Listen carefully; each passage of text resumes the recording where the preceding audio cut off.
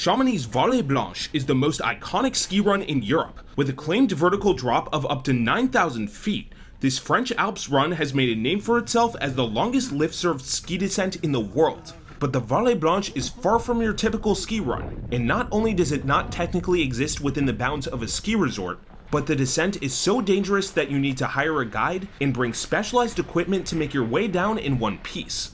Oh, and about that 9,000 foot vertical descent, it turns out that depending on snow conditions, there's a little bit more to that story. This past January, we hired a guide to take us down this backcountry descent, and in this video, we'll give you a full tour of this legendary run, the one-of-a-kind experience you'll get by doing it, and why the next time you go, this run will have probably changed substantially since the time of this recording. Let's jump in. We started out the day on the Aiguille du Midi cable car, which begins right in downtown Chamonix. This lift system is included with the Mont Blanc Unlimited Pass, which went for 83 euros at the time of this recording, but unlike the rest of Chamonix ski resorts, is not included on the Icon Pass.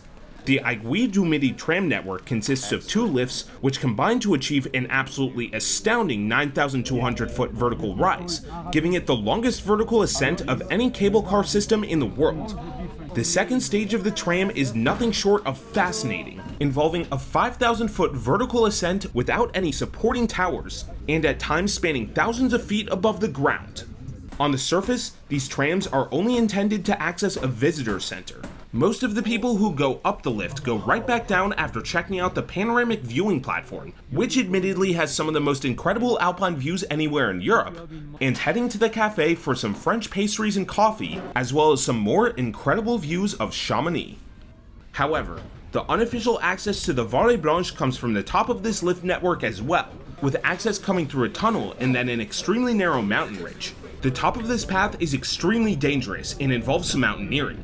It was here that we got all our equipment prepared, including an avalanche beacon, ski backpack, rope, and crampons. Now's probably a good time to introduce you to our guide, Jean. He's been giving tours of the Vallée Blanche for over 3 decades and knew the place like the back of his hand. You will not believe the wealth of information he'll share throughout the length of this descent, which turned the experience from just an amazing ski run into an incredibly informative alpine journey. If you head to the Vallée Blanche and want an outstanding guide, we'd highly recommend him and the team at Chamonix Guides. For more information or to book, you can click the link in the description. At this point, we had to prepare for the descent down the ridge. Due to the steep, narrow nature of the hike down, Jean and I attached ourselves together by rope. It was now that we began our descent down.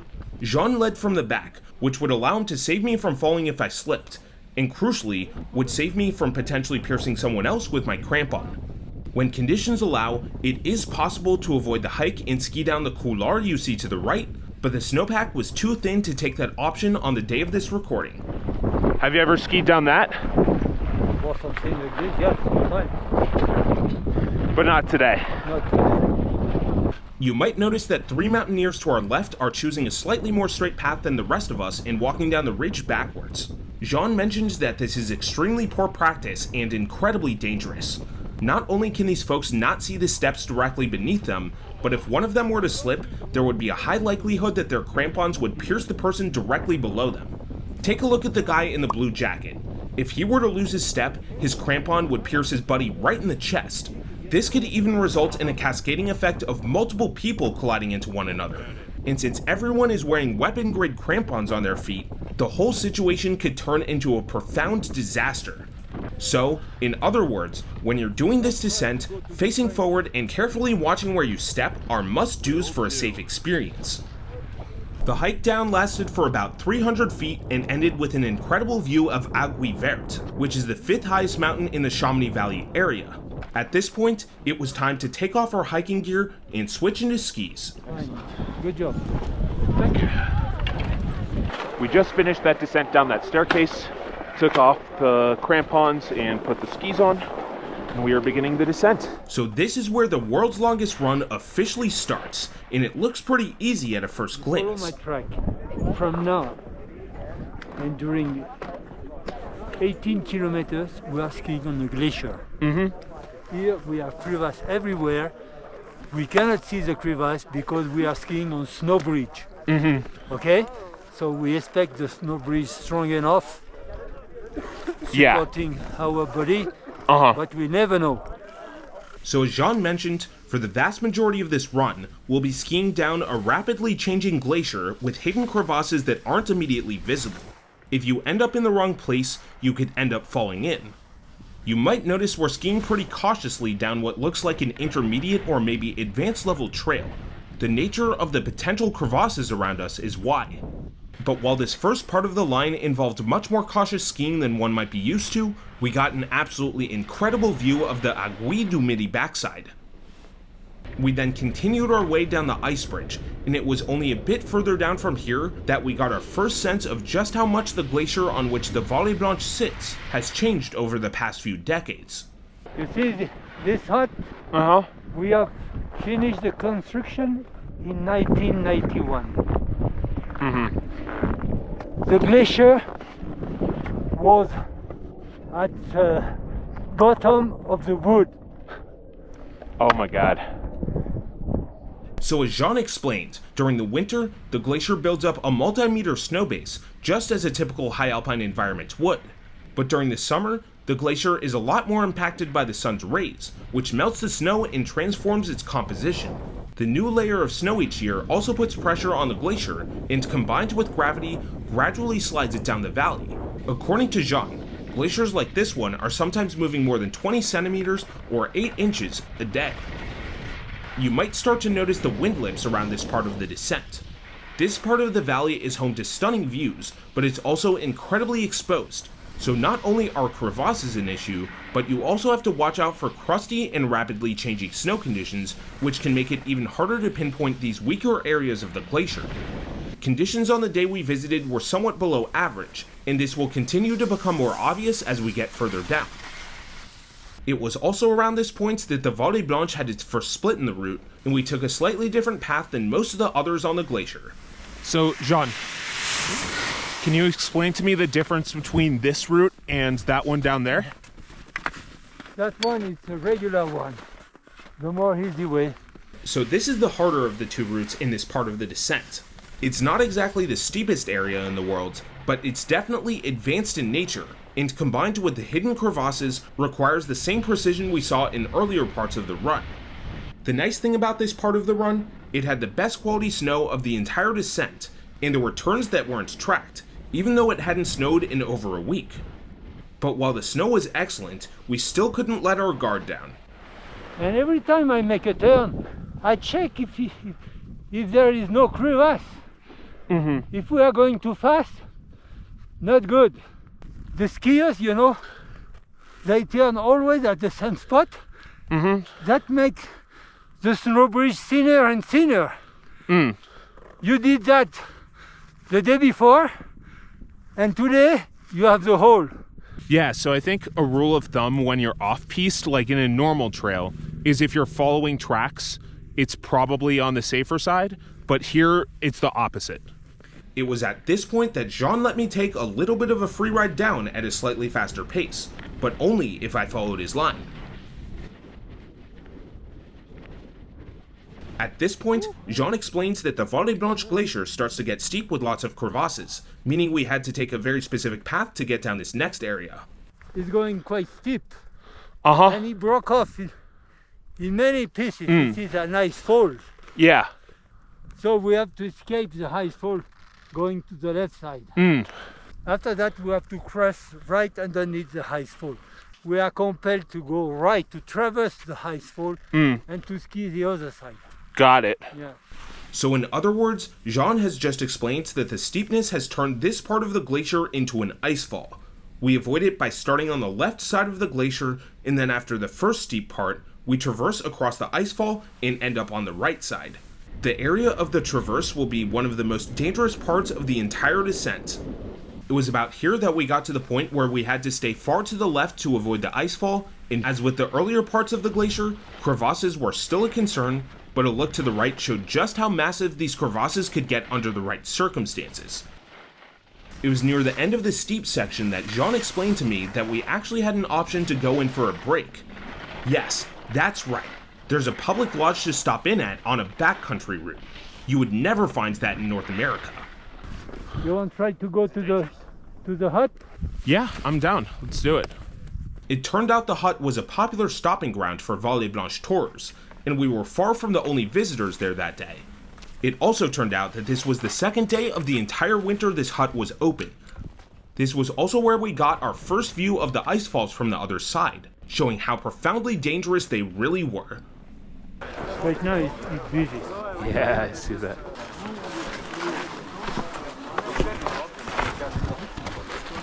The most shocking part of this little hut in the middle of nowhere, it was a full-service restaurant. Bonjour.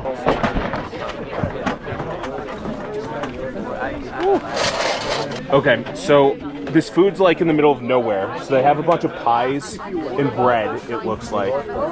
So how do they get this all here?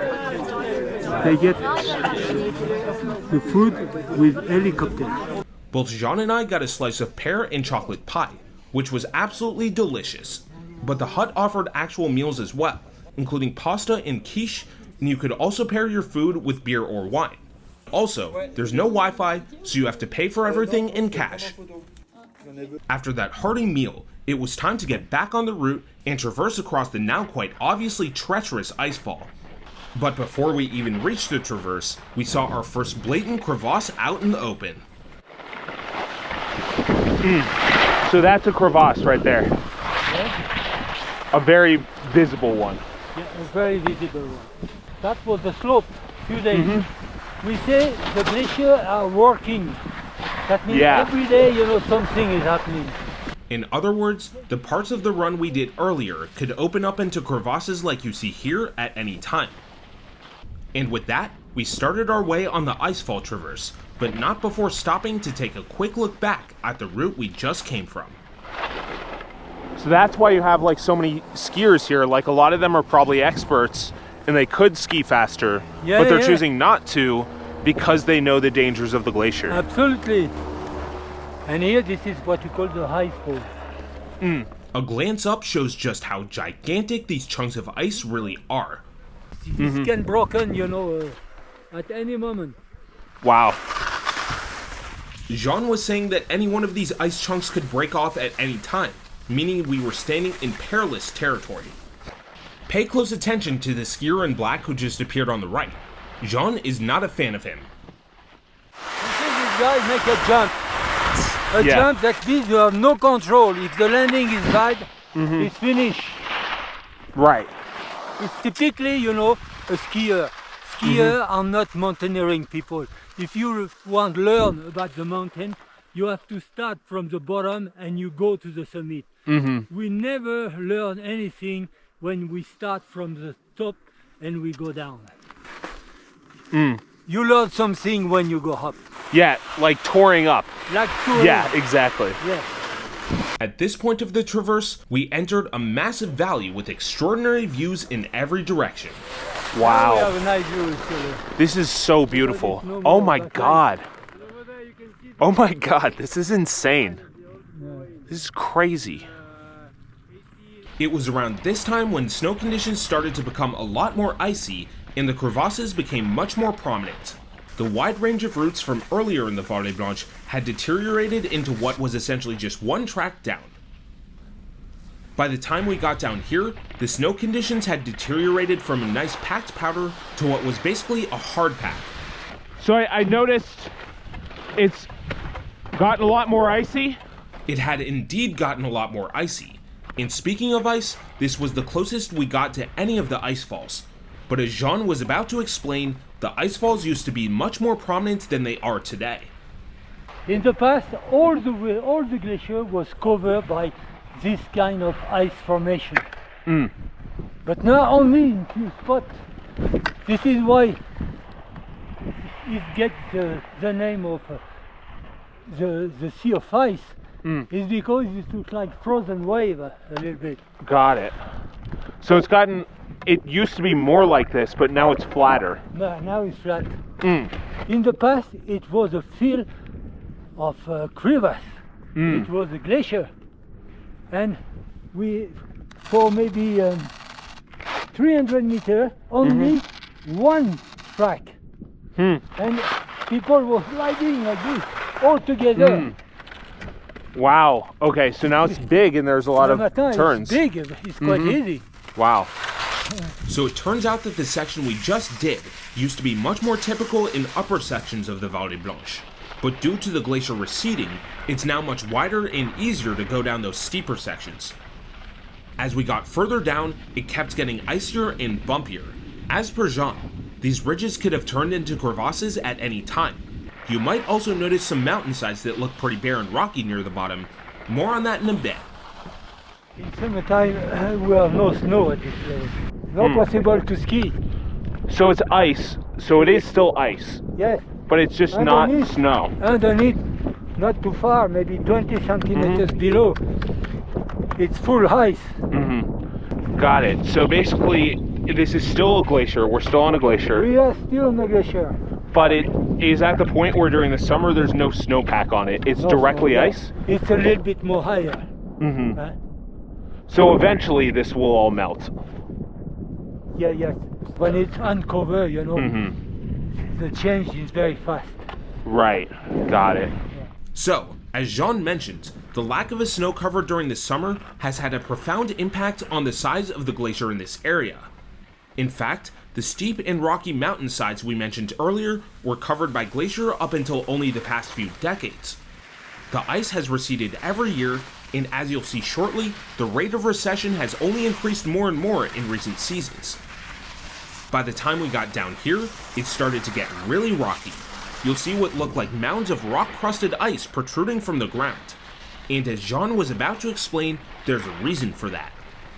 Even if it's rocky, underneath it's ice. You see here? Oh, so there's rock on top of ice, because we're still on a glacier. Yeah, but below it's full ice.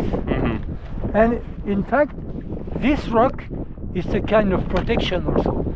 Because the beam, the sunbeam, they are not striking the ice. Yeah, it helps with protection. Yeah. But while the rocks provided protection from the sun for some parts of the glacier, it wasn't enough, and as the valley got rockier and rockier, it got to the point where it wasn't going to be skiable anymore.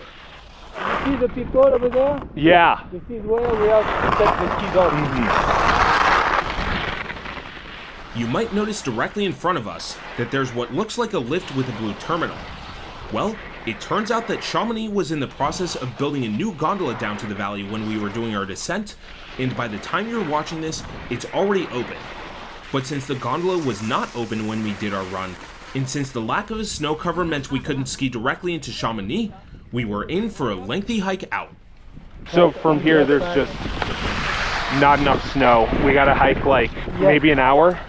Yeah. Time to start hiking. So roughly 2,000 feet before we would have reached Chamonix, our skiable descent down the Vallée Blanche was over. We traversed down 6,900 feet of glacier, snow, and ice, but at this point, it was time to say goodbye to this beautiful valley and make our way to a lengthy set of over 600 stairs.